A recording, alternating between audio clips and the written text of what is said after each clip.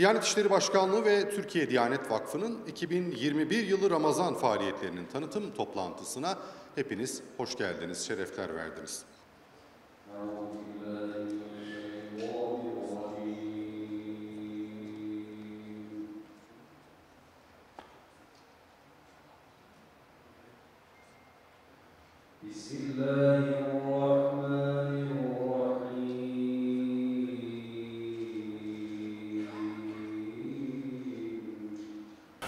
وَنُنَزِّلُ مِنَ الْقُرْآنِ مَا هُوَ شِفَاءٌ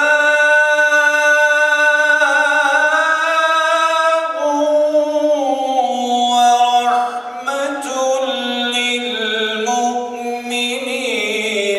وَلَا يَزِيدُ الظَّالِمِينَ إِلَّا خَسَارًا. Bizleri rahmet ve bereket mevsimi Ramazan ayına yaklaştıran Cenab-ı Hakk'a sonsuz şükürler olsun, hamd olsun. Her konuda en güzel örneğimiz, en büyük rehberimiz, sevgili Peygamberimiz Hazreti Muhammed Mustafa'ya salat ve selam olsun.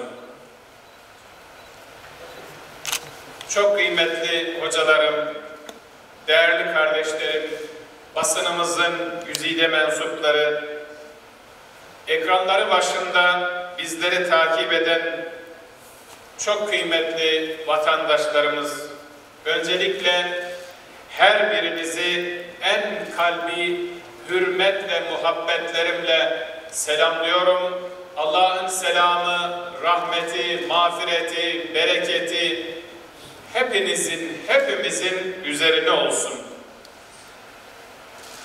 Aziz kardeşlerim, sayısız güzelliklerle dolu kutlu bir mevsimin arefesindeyiz. İnşallah 12 Nisan Pazartesi akşamı kılacağımız teravih namazının ardından 13 Nisan Salı günü tutacağımız ilk oruç ile mübarek Ramazan ayına girmiş olacağız. Bunun heyecanını taşıyoruz. Kur'an-ı Kerim'de adı zikredilen çok kıymetli bir zaman olan Ramazan ayı bizlere yaratılış gayemizi ve sorumluluklarımızı hatırlatır.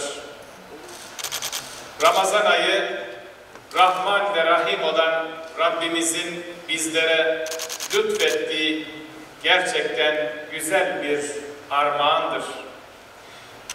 Bizleri insani değerlerle ve ahlaki erdemlerle eğiten müstesna bir okuldur, müstesna bir mekteptir Ramazan ayı. Bilindiği üzere her sene Ramazan ayında yüce dinimizin ve İslam ahlakının hayat veren ilkelerinden birini gündeme taşıyoruz. Bu senede Ramazan ayının temasını, konusunu Şifa ayı Ramazan olarak belirledik. Mümin gönüllerde 11 ayın sultanı olarak yer eden Ramazan, bütün mahiyetiyle maddi ve manevi hastalıklarımız için bir şifa kaynağıdır, şifa ayıdır. Ve nunezzilu minel Kur'ani ma huve şifaun ve rahmetun lil mu'minin buyurarak zaten Rabbimiz Kur'an'ın şifa olduğunu, dolayısıyla şifa kaynağı Kur'an-ı Kerim'in Ramazan'da inmiş olmasıyla Ramazan ayında bir şifa ayı olduğunu, orucuyla, zekatıyla, namazıyla, hayır hasenatıyla, infakıyla, velhasıl bütün yönleriyle Ramazan ayının şifa ayı olduğunu bütün insanlığa yeniden hatırlatmak, bütün müminlere yeniden hatırlatmak için böyle bir temayı tercih ettik. Aziz kardeşlerim, Ramazan her türlü günah ve hatadan hicret ederek ruhumuzu esaretten kurtardığımız ve böylece huzur bulduğumuz, halimizi Allah'a arz ederek aczimizi itiraf edip gurur, kibir gibi hastalıklardan kurtulmayı umduğumuz bir şifa ayıdır. Ramazan, sevdiğiniz şeylerden infak etmedikçe hayra ulaşamazsınız buyuran Rabbimizin ikazı doğrultusunda hayır hasenatımızla yoksul, kimsesiz, garip ve muhtaçların derdine derman olarak cimrilik ve bencillik hastalığımızı tedaviye yöneldiğimiz bir şifa ayıdır. Haddi zatında bütün ibadetler, namazlarımız, zekatlarımız, oruçlarımız, dualarımız, mukabelelerimiz, hatimlerimiz, sadakalarımız manevi olarak bizleri güçlü kılan, kalbimizi arındıran, umudumuzu artıran, zorlukların üstesinden gelmede bize güç veren nimetlerdir. Sevgili Peygamberimiz Aleyhissalatu vesselam Efendimiz oruç sabrın yarısıdır buyurarak bir taraftan orucun arzu ve ihtiraslara karşı bir irade eğitimi olduğunu, diğer taraftan her şeyin bir zekatı vardır.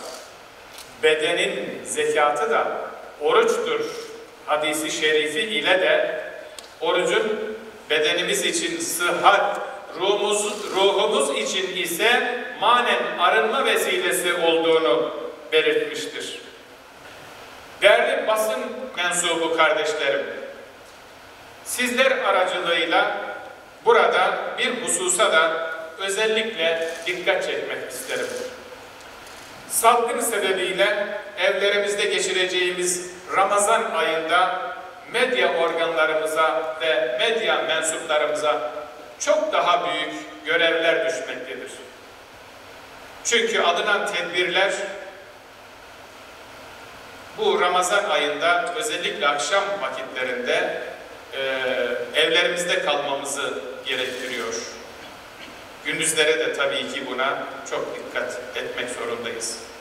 Medyada ve dijital ortamlarda yüce dinimiz İslam'la veya başta oruç olmak üzere ibadetlerle ilgili yazan, konuşan, program yapan herkesten sahih bilgiye bağlı kalmalarını özellikle istirham ediyorum. Sorumluluk bilinciyle hareket etmelerini, yanlış, zayıf, mesnetsiz bilgilerden kaçınmalarını istiyorum. Gereksiz konular ve tartışmalarla milletimizin zihinlerini meşgul etmemelerini, fitne ve tefrikaya sebep olabilecek her türlü tutum ve davranıştan uzak durmalarını özellikle rica ediyorum.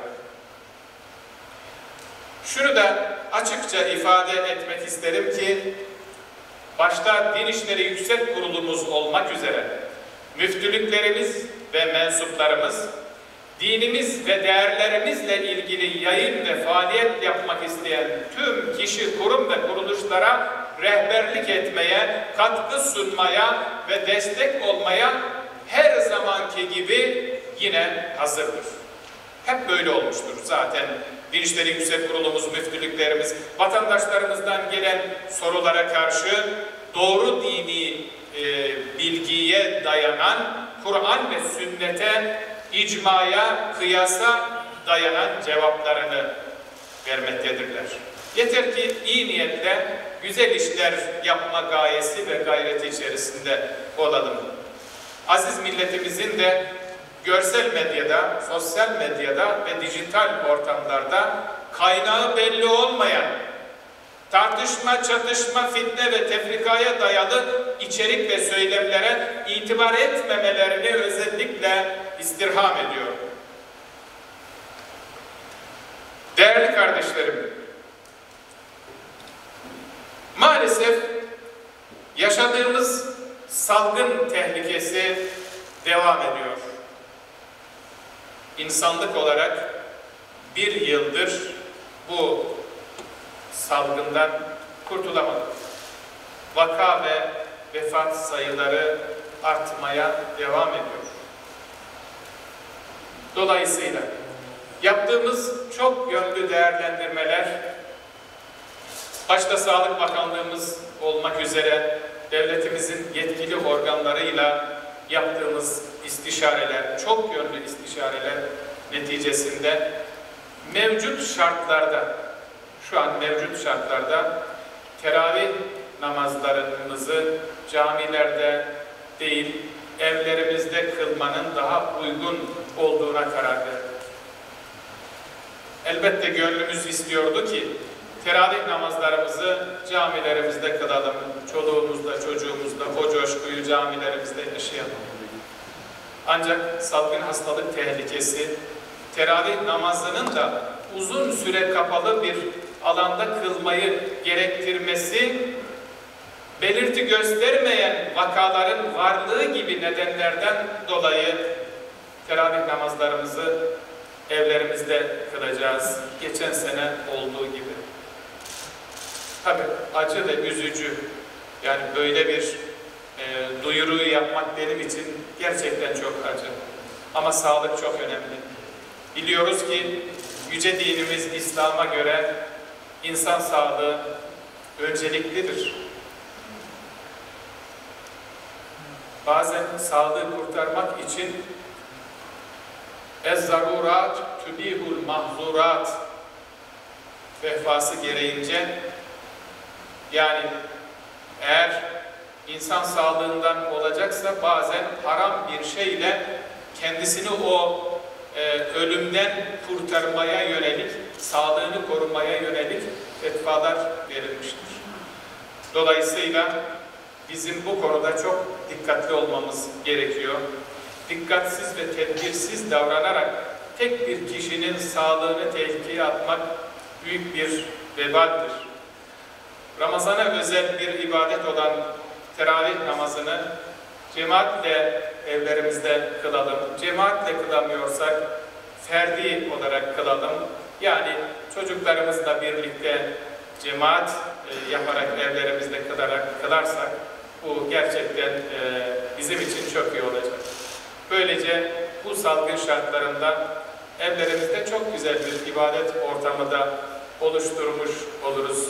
İnşallah hep beraber ailemiz ve çocuklarımızla bu güzel ibadeti evlerimizde yerine getirerek yani camilerimizde buluşamamanın hüznünü bir nebze de olsa gidermeye çalışırız. Yani teravih namazlarında camilerimizde kılamamanın o hüznünü evlerimizde cemaatle kılarak yerine getirmiş oluruz.